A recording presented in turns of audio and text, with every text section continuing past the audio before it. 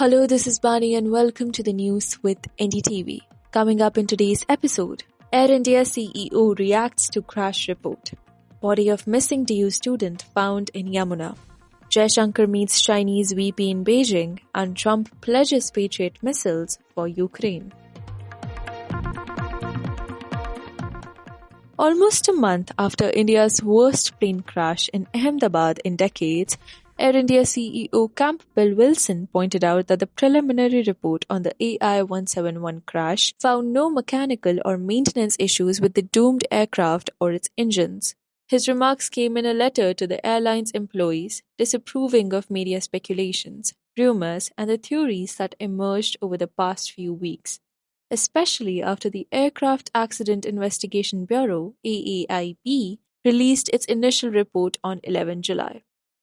Quote, "Instead of focusing on such interpretations, I suggest we note that the preliminary report found no mechanical or maintenance issues with the aircraft or engines, and all mandatory maintenance tasks had been completed. There was no issue with the quality of fuel and no abnormality with the takeoff rule," said Mr. Wilson. According to him, the pilots had passed their mandatory pre-flight breathalyzer and there were no observations regarding their medical status. The deadly Air India plane crash on 12 June killed 241 out of 242 people on board and crashed into a medical hostel, killing 30 people on ground.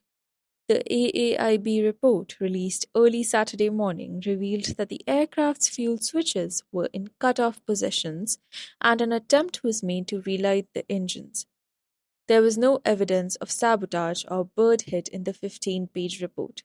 Union Aviation Minister Ram Mohan Naidu has warned that the findings are only preliminary and one must wait for the final report. Stating that the report identified no cause nor made any recommendations, Mr. Wilson urged the employees to stop drawing premature conclusions as the investigation is far from over, and asserted their readiness to cooperate with the investigators. Quote, "Until a final report or cause is established, there will no doubt be new rounds of speculation and more sensational headlines. We must nevertheless remain focused on our task and be true to the values that have powered Air India's transformation journey over the past 3 years: integrity, excellence, customer focus, innovation, and teamwork," said the Air India CEO. He also assured that every Boeing 787 aircraft operating in the Air India fleet was checked within days after the accident, and all were found fit for service. A 19-year-old student of Delhi University, Sneha Debnath, who went missing 6 days ago, has been found dead in the Yamuna River, and the family has identified her body, according to the police. The body has been sent for autopsy. The young woman's family had been frantically searching for her ever since she went missing. She told her family that she was going to drop her friend at Sarai Rohila railway station for a 6:45 a.m. train. Her mother's last contact with her was at 5:56 a.m.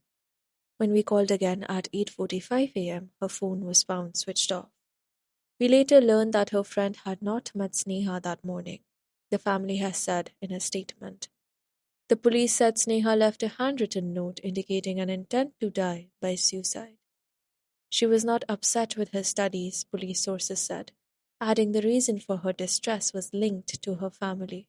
During the investigation, the police traced Sneha's movements through technical surveillance and confirmed her last known location as Signature Bridge. Her body was found in the Yamuna River near a flyover in Gita Colony, some 10 kilometers downstream from the Signature Bridge in North Delhi's Majnu Ghatila. Quote, "The cab driver who dropped her at the site has corroborated the statement. Some eyewitnesses said they saw a girl standing on the bridge and later disappearing from the spot," the police said in a statement.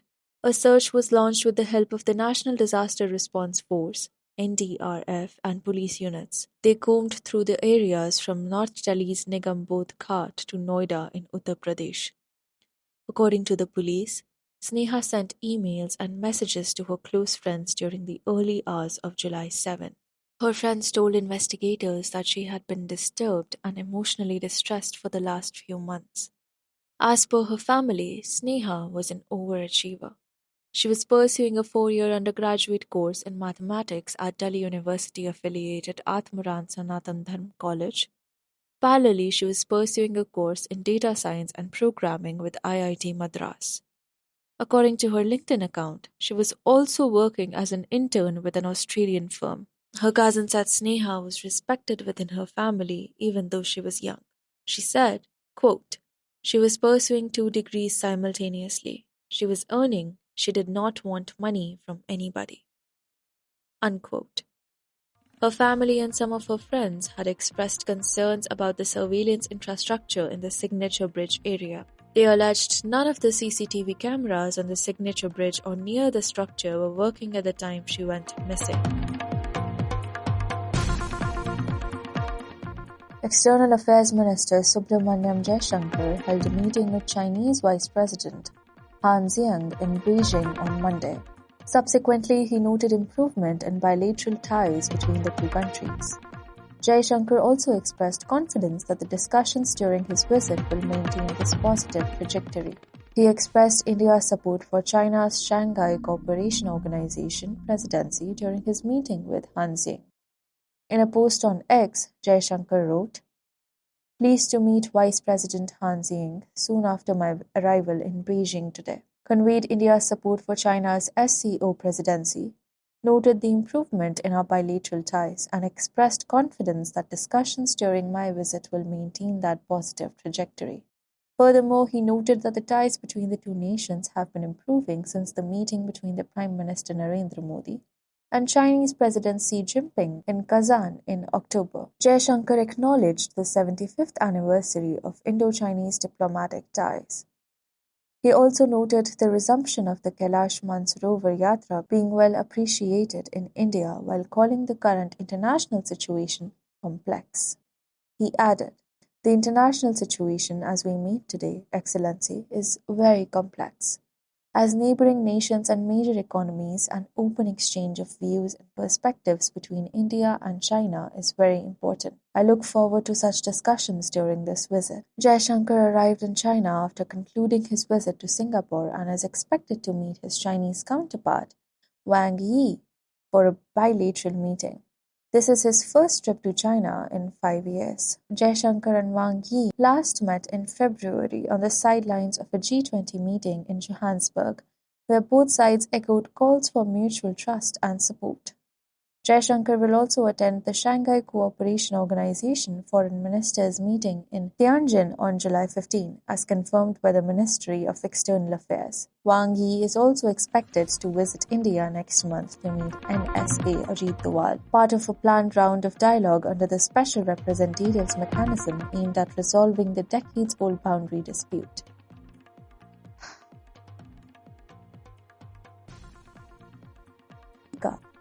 After a very public showdown with his first buddy, Elon Musk, last month, Trump on Sunday took aim at his friend, Vladimir Putin. Even before Donald Trump won the US presidential election in 2024, he said he would end the Russia-Ukraine war within his first 24 hours in office. It's been nearly 7 months since Trump returned to the White House, and the conflict is getting worse, with Russia intensifying drones and missile attacks on Ukrainian cities. With no end to conflict in sight, the US leader's patience with his former frenemy Putin appears to be wearing thin, whom Trump called a very kind man just last month. Angered by his somewhat late epiphany that the Russian president does not have any plan to immediately end his full-scale invasion of Ukraine, Trump said he was disappointed in Putin. Quote, "Putin really surprised a lot of people. He talks nice and then he bombs everybody in the evening," said the disgruntled Trump on Sunday. Trump on Sunday also pledged to send Patriot air defense systems to Kyiv and hinted at new sanctions on Russia, voicing displeasure with Putin. "We will send them Patriots, which they desperately need," Trump said Sunday, without specifying how many weapons he would send to Ukraine.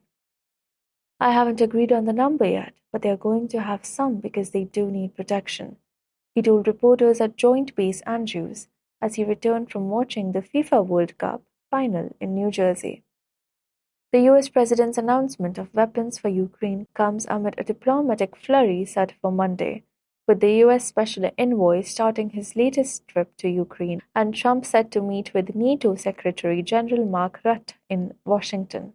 Moscow's offensive on the Ukraine has lasted for more than 3 years, with attacks intensifying this summer and US-led negotiations so far yielding no results to the end of the fighting. The White House has U-turned from an announcement earlier this month that it would pause some arms delivered to Kyiv, instead announcing a new deal which would involve NATO paying the United States for some of the weapons it sends to Ukraine. We are basically going to send them various pieces of very sophisticated military, and they're going to pay us 100% for them. It will be business for us, Trump said. That's all for today. You were listening to the news with NDTV. If you want to catch up with the day's events in a hurry, do subscribe to us on Spotify, Apple, and the NDTV app. This is your host, Bani, signing off.